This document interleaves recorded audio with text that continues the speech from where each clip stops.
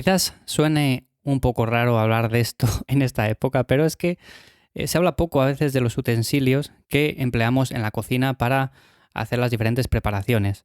Y es algo de lo que yo hace años me interesé por curiosidad, porque, a ver, no lo vamos a negar, yo también durante muchos años utilicé utensilios que no eran la mejor opción. Utilicé muchos sartenes de teflón, utilicé muchas cosas de las que quizás debería de haber pasado antes, pero hubo un día en el cual empecé a interesarme, lo típico del 80-20, cuando ya cumples con el 80% de las cosas que haces bien, pues te empiezas a fijar en pequeños detalles. Cuando ya llevas una buena alimentación, un buen estilo de vida, te mueves, haces deporte, entrenas con regularidad, pues empiezas a fijarte en pequeñas cosas que también marcan una diferencia, ¿por qué no?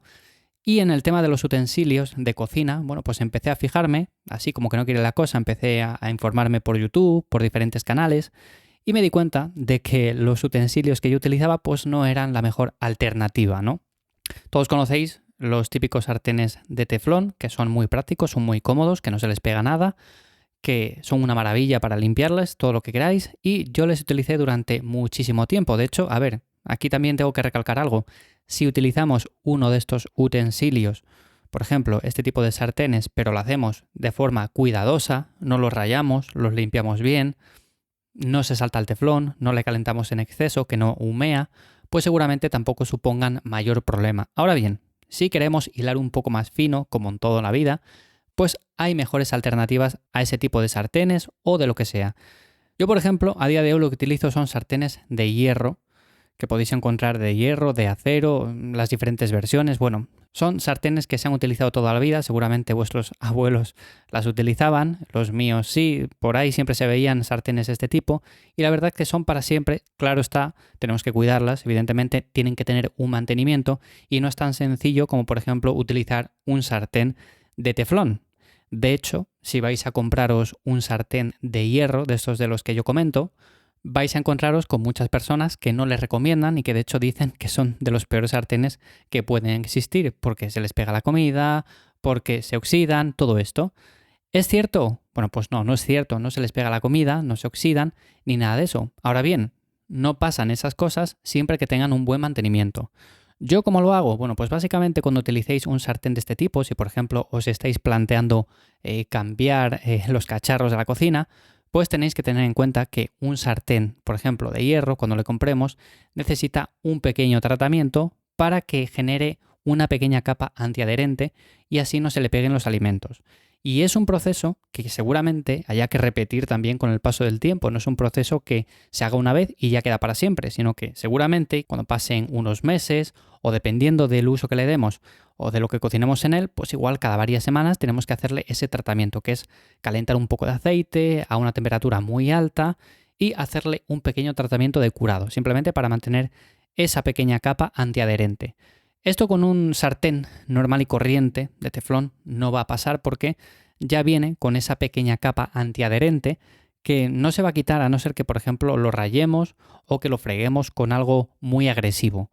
Pero no se va a quitar. Lo que pasa que es lo que hablamos precisamente ahora, que no son sartenes muy indicados para cocinar continuamente en ellos, precisamente porque tienen componentes nocivos para la salud.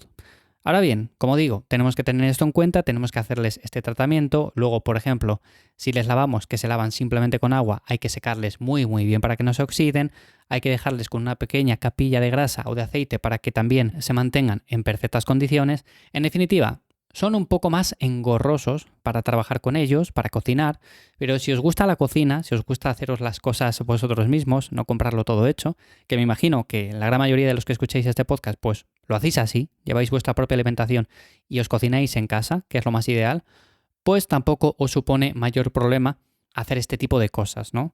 También depende un poco de cada caso, como digo. Aquí hay que ver lo que mayor impacto o beneficio tiene para nuestra salud.